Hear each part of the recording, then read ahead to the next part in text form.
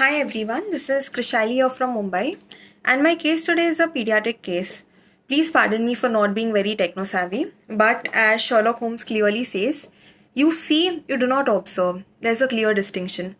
Let's hope we end up observing this case and not just reading it. Alfie is a 7-month-old baby seen in emergency department with a day's history of pallor. Over the past few hours, he has also become restless and breathless. He is feeding poorly, no cough or wheeze, no past medical history, and no history of any medication. His 3-year-old sister has cold, but a 5-year-old brother and rest of the family are completely asymptomatic. What can you pick up after hearing the case? The infant is classically presenting with symptoms of heart failure, that is poor feeding, sweating, restlessness, breathlessness. The heart failure over here may be due to a variety of conditions. It may be rhythm disorders, it may be congenital heart disorders, it also may be chronic anemia. So let's start ruling out one by one. Congenital heart disorders. The most common one is ventricular septal defect. So the infant can have symptoms of heart failure by even 1 month of age. So yes, that can be one of a differential diagnosis. But it classically presents with repeated chest infections. There is no such history over here. And it does have classical signs such as a holosystolic murmur of VST, a wide split S2, an injection systolic murmur. So we can only rule out that part once we reach the examination.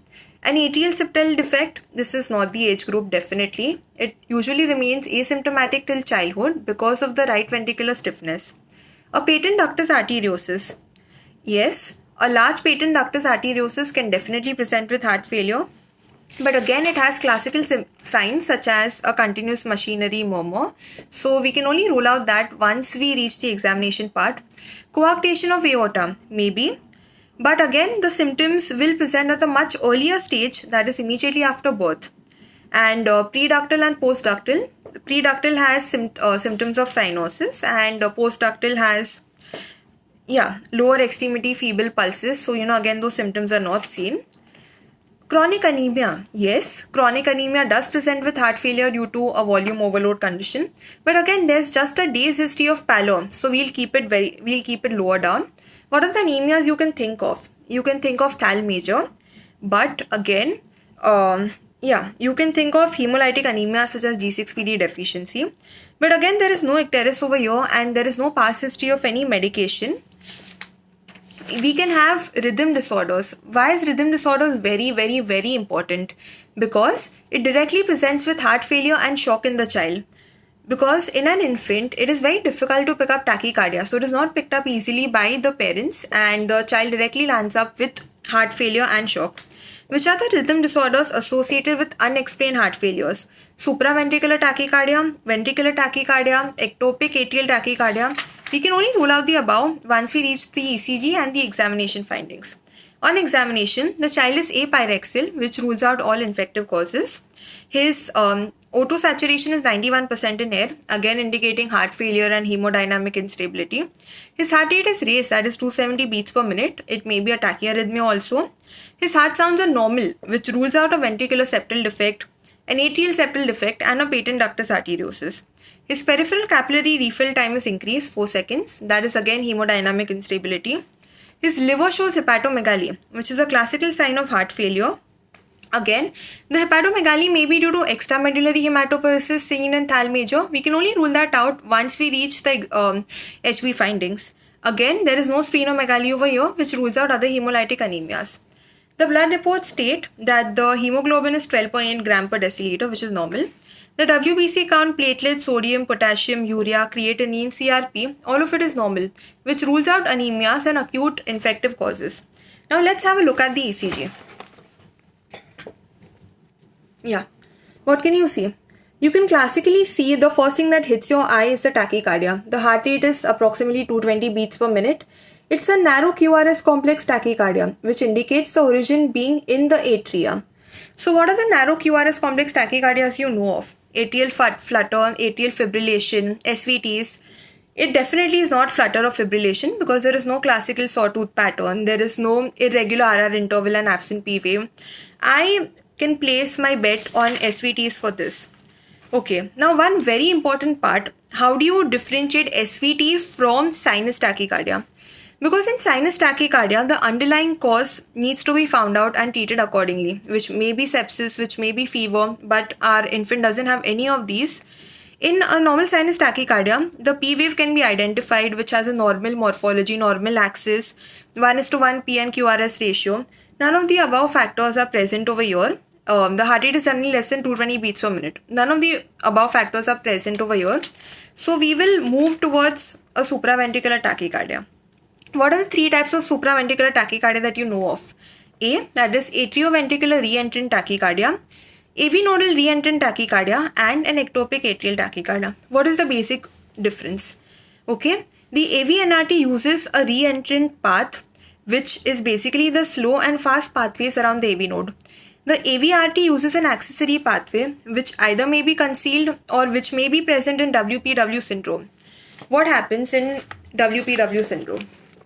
So basically there's a firing of an impulse from SA node to AV node, okay, and there's an accessory pathway over here. So there's antegrade conduction from the SA node to AV node followed by retrograde conduction via the accessory pathway, which leads to a narrow QRS complex tachycardia but an atrioventricular reentrant tachycardia at the same time. So that is the mechanism over here. What do you feel is it? It is definitely not an ectopic atrial tachycardia because there the P and QRS ratios also vary. Does not look like that. I feel it is an atrioventricular reentrant tachycardia, that is AVRT. Why? Because it classically presents in infants. AVNRT is more commonly seen in children and adolescents. Also, secondly, AVRT and AVNRT both, the onset is very abrupt, so is the termination. There is episodic presentation. There is no progressive presentation over here. And so I place my diagnosis on AVRT. There may be there probably may have been an acute attack of cold because of his sister. This may have led to an AVRT episode. And generally what happens is in infants, the tachyarrhythmia is commonly missed because the mothers don't pick it up. So they generally present with directly heart failure and shock. What is the treatment in these infants? So basically we do a stepwise treatment. We initially start off with vagal stimulation. We place a rubber glove filled with water on the infant's face. So the vagal stimulation activates the vagus, which innervates the AV node and slows down the conduction over there. In older children, we may teach them to employ the Valsalva maneuver, which again stimulates the vagus. Carotid sinus massages you may do, but they are not very effective. When these measures fail, what do? We opt for pharmacological therapy. In stable patients, adenosine by rapid IV push, 6 mg is the initial dose, that is 0.5 mg per kg. If it fails, we can increase the dose up to maximum dose, that is 12 mg, 0.2 mg per kg. Now, what's the important part about adenosine? Adenosine may initiate atrial fibrillation. So, it's very important that you keep measures of DC shock handy in case an atrial fibrillation is initiated. Again, you may use verapamil in older children but not in infants because it decreases the cardiac output and may further precipitate the heart failure. If heart failure has already occurred and there is hemodynamic instability, which is the case in our infant, DC cardioversion is the only treatment of choice. You give 0.5 to 2 joules per kg. After giving that, the patient gets converted to a normal sinus rhythm, which was our main aim. Now what do? Because adenosine was a short-acting agent, now we use a longer-acting agent. In patients having an accessory pathway of WPW, we generally do not use digoxin and calcium channel blockers. Why? Because they increase the antegrade conduction via the accessory pathway, which may lead to VFib. In non-WPW patients, we may use beta blockers, which is the mainstay of treatment, and so is it in WPW syndrome. For resistant tachycardias, we can use flecainide and propafenone. It is generally used in infants with a normal heart also. So basically, our infant, according to me, has a diagnosis of atrioventricular. Our infant, according to me, has presented with supraventricular tachycardia, which according to me is an atrioventricular reentrant tachycardia. The child may have an accessory pathway via the WPW pathway, or the child may have an underlying structural abnormality also, such as Epstein's anomaly, and the child may have a normal heart also. So we need to do a 2D echo to rule out the structural abnormalities and the other abnormalities present. Now, most of these patients, they generally have chances of they have 80% chances of resolution up to 1 year of age. So you continue the medical treatment till 1 year and then you gradually taper it off and you see how it works out. What is very important over here is a 24-hour ECG monitoring, that is a Holter monitoring, to pick up the small episodes of AVRT. For refractory SVTs, what do you do? For refractory SVTs, generally catheter ablation is the mainstay treatment of choice. It is mainly done in children and teenagers if it doesn't subside by then. You may use radiofrequency ablation, which involves tissue heating, or you may use cryoablation, which involves tissue freezing. And yeah, so catheter ablation is the mainstay treatment of choice. So basically, we have an infant over here who is presenting classically with signs and symptoms of heart failure.